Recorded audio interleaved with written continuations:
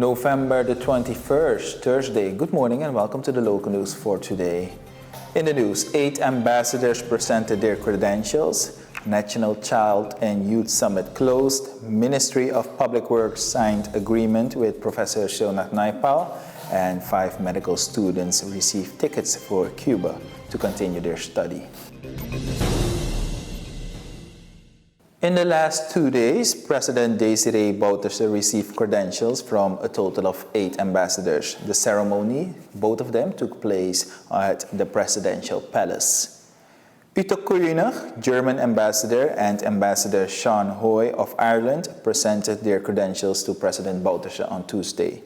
Ambassador Koenig indicated how the relationship with Suriname will be further deepened. For the first time, an ambassador from Ireland presented his credentials to a Surinamese president. Hoy considers this as a proud moment for him and the people of his country. The diplomat explained that his meeting with the head of state revolved around the impacts of climate change.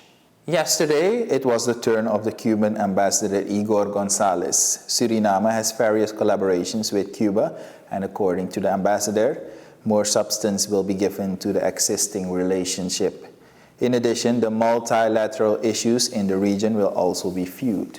The ambassador of Japan, Tatsuo Hirayama, is looking forward to a more intense cooperation between his country and Suriname.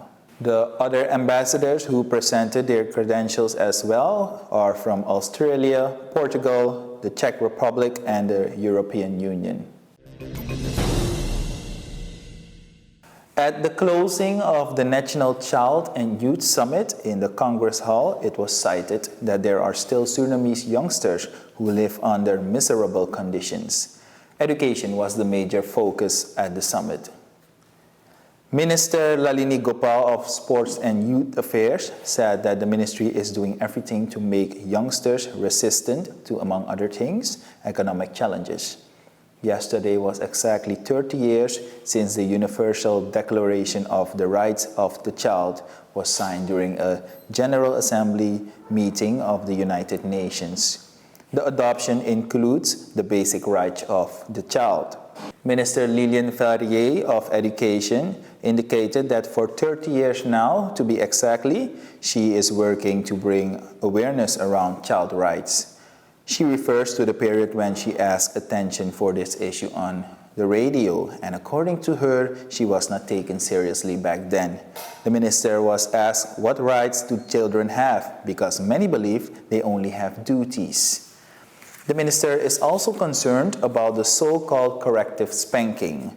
Wilco Koster, who has committed himself for a long time to make young people become full-fledged citizens in society, said that Suriname didn't advance in its approach to adequately support the youth. The National Child and Youth Summit ended with a walk. The Weg naar Zee area will be addressed. Minister Wijay Chutkan of Public Works met with Professor Silnath Naipal earlier this month. Together with his team, the minister made a field visit to the area.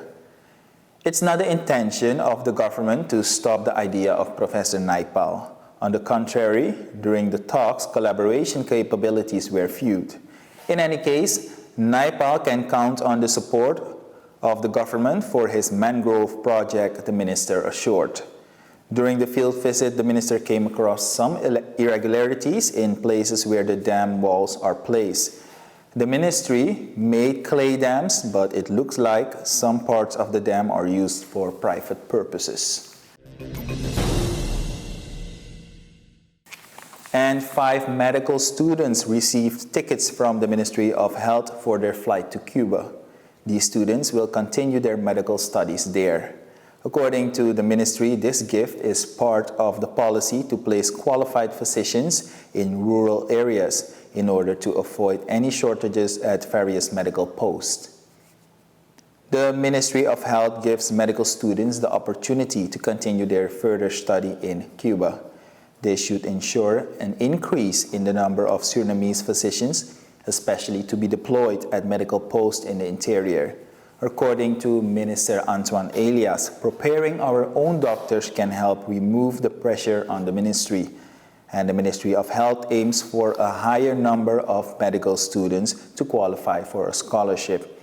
The group of 5 students leave for Cuba on November the 27th, that is next Wednesday, and for some 7 years the medical students will continue their studies and internships in Cuba.